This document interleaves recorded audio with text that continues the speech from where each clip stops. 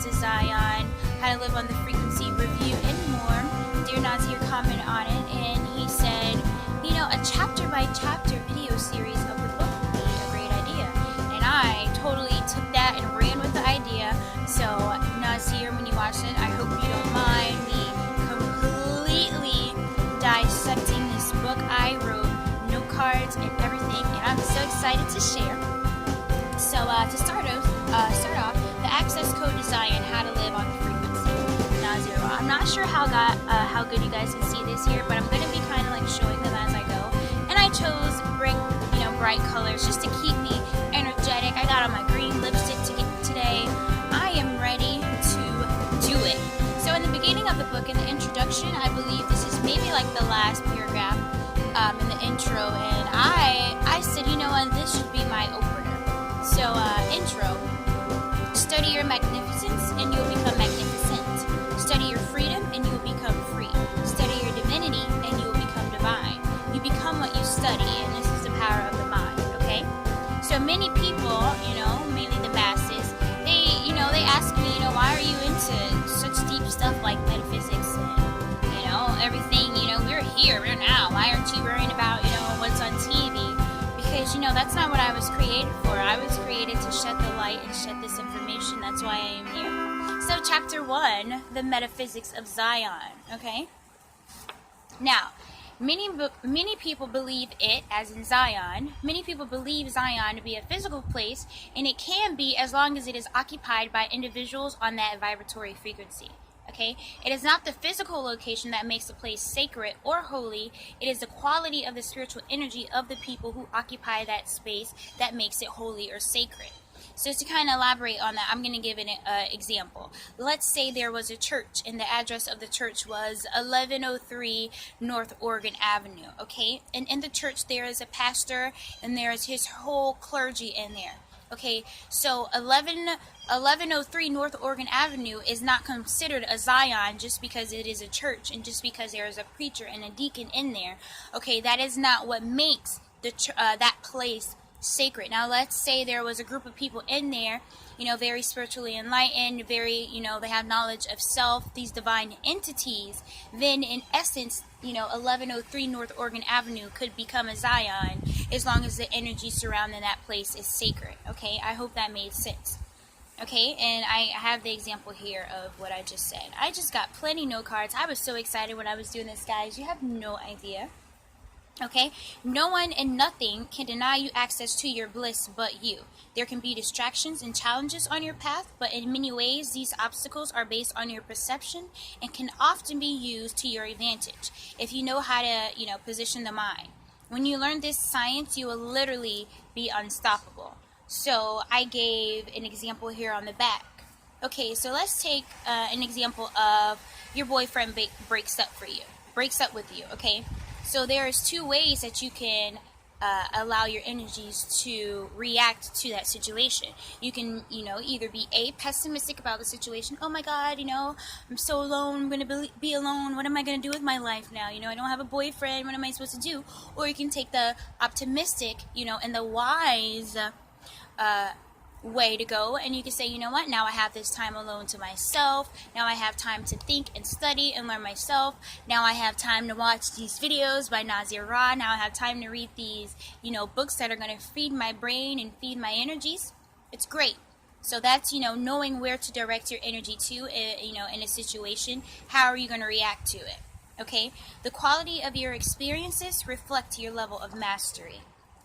If you take an honest assessment of the various setbacks or failures in your life, you will quickly discover that it was the result of some lack of knowledge, wisdom, understanding, or skill that was to blame, and vice versa. Okay? Now, to elaborate on that, I have a note card with an example of failures and successes. And this is, tying my personal experience into it.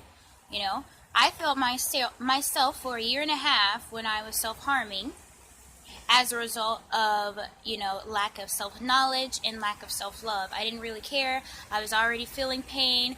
So I was like, what, it doesn't matter. Let's inflict some more pain. And, at the time, nobody could tell me that that wasn't the right thing to do. Because, in my brain, I didn't really have many options. And that was what I had to do. Okay? But in essence, it wasn't. I just had that lack of knowledge and understanding and self-love. I did not know. Okay? So an example of success would be, through meditation and, seeking knowledge and learning and loving myself, I became somewhat of a master of my emotions. When I'm feeling down or in a certain way, I'm able to analyze and know why I feel certain ways, why certain things trigger me a certain way. And, I'm learning slowly but surely. But, the fact that my intentions are there and I'm continuously trying is a big, big step in the right direction, okay? In order to be unstoppable, you must first become unmoved.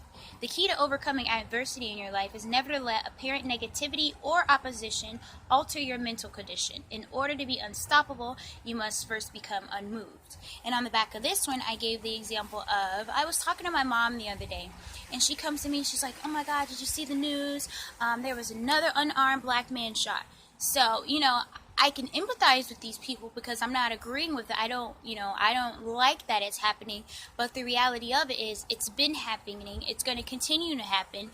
And are you going to choose to be moved every time the news decides to display this up there at these specific times? Because, there's reasons why they do it at these specific times to make you feel some type of way and to make your mood shift. So now you're not focusing, you can't concentrate on the job, you can't concentrate while you're in class. The only thing that you're worried about is what you've seen on the news and how these people are continuously, being killed, which is bad, but, try to become master of not allowing every little thing, I don't want to say little, make it seem like it's insignificant, but don't let every event have some kind of, dominion over you, because that's not the way to live your life, and you'll always be moved by outside extremities, alrighty? So moving forward, we must be conscious of the fact that we live in a co-creative realm that is based on consensus, meaning we are not creating this reality totally by ourselves, okay? So that's where the law of infection comes in, and with the law of infection, we are understanding that, we're being mindful of the energies that are around us, and this is really awesome because actually I was just talking to my best friends earlier saying that how excited I was about making this video blog. I have some really amazing best friends, by the way, and we were kind of talking about the law of infection. So, surrounding yourself with those energies via, your friends, your neighbors, your spouse, surrounding yourself with energies and people that are going to help elevate you, that are going to help challenge you to become better. If you're sitting and you're always around and trying to take advice from these depressive, sad people, that is going to become a part of you.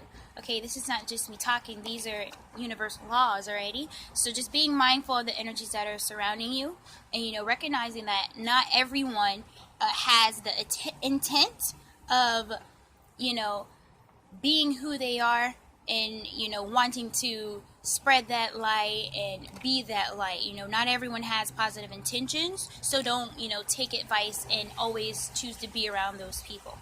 Law of infection, everybody, alrighty? So, we live in a collective system of consciousness. The co-creative consensus frequency that we live in has an element of chaos and discord, meaning there is always some degree of disorder or disharmony manifesting outwardly or lurking inwardly inside individuals. So this actually ties in with the one that I just did before. Not everyone is going to have those positive intentions in that positive light. And this disharmony, this is just where we live and how we're living right now.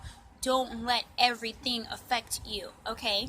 Don't let any of these outside extremities affect you, okay? You choose, it's going to happen regardless, whether you want it to or not. As these divine beings, we allow it to affect us or we don't allow it to affect us, okay? This is what, living in Zion and practicing these things and trying to become masters of that, alrighty? So, the earth reality that we have chosen to focus our consciousness on is like a school, okay? So, the word school is related to the Hebrew word. I don't know how to pronounce this word the correct way, so I'm just going to spell it. It's spelled S-C-H-E-O-L, okay? And that is a mistranslation in the Bible as the word hell. So, on a basic level, Hell is a place where a person is eternally punished for not being good enough, not believing or worshiping a deity the way that deity desires to be worshipped. Alrighty? And continuing, the metaphysical understanding of hell is that it is a school. Hell is a place for entities who choose to forget God's self in order to experience a process, aka a journey of remembering God's self.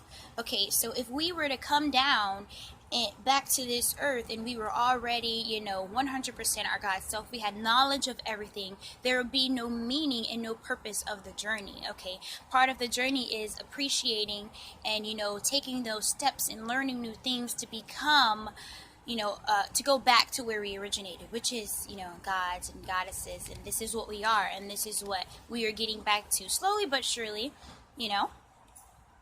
And why would an all-loving and all-wise deity punish himself forever for anything? Okay? God is omnipresent. And, I'm going to quote Naazir when he says, don't get lost in the big word itself, get lost in the frequency of it. Okay? So omnipresent simply means, everywhere, all places at once, that kind of deal. It can be no other way. How can there be a place where God does not exist if you claim he is everywhere? If he exists everywhere, then we are all parts and aspects of him. Therefore, why would an all-loving and all-wise deity punish himself forever for anything? Okay, this would be a form of insanity. And continuing before I elaborate, then they say, we're all children of God. Okay, somebody please tell me one thing a child could do to justify beating them not for an hour, not for a day, but forever. Do you see how ridiculous these ideas are? Alrighty, so Naazir continues to say, the mainstream concept of God is an entity that is manipulative, insecure, egocentric, and no more spiritually evolved than an average human being. And before I elaborate again, I'm going to keep continuing. Even a life full of murder, adultery, hate, and jealousy is less than a billionth of a second when you consider the vastness of universal time. Yet, some believe in a deity that would torture a soul forever for such relatively insignificant events. Okay, this is not forgiveness, and it's certainly not an act of unconditional love. And of course people will always try to justify that. So, if God is in all of us at all times, and he is everywhere, but let's say, I've had someone told me, because I don't believe that, Jesus Christ is my Lord and Savior, that I am going to hell. So, God condemning me to hell for something like that is like condemning himself to hell. Why would an all-loving and all-wise deity do this? Okay, and also I have an example of, I was talking to a person one day, and I asked said person, I said, okay, so let's take example, there is an old Buddhist woman, she was raised this way, and she's lived her whole life practicing Buddhism, and this is what she knows, and this is what she learned. She's never killed anybody, she's never lied, she doesn't follow the 10 Commandments, but the stuff on there, she's, went along with it, and she's never done any of these things. But the only catch is she doesn't believe that Jesus Christ is her Lord and Savior. She believes in something differently, okay? Does that mean that this woman is going to hell? Said person said to me, yes. Well, first of all, we are all here, I don't feel like anyone here has the authority to even tell you who is and who isn't going to hell. Alrighty, so first of all, I wrote here clearly, this is not a religious debate. I'm just providing some perspective. You take with it what you will, run with it, whatever. I'm moving forward. I am moving forward. Okay. Relationships and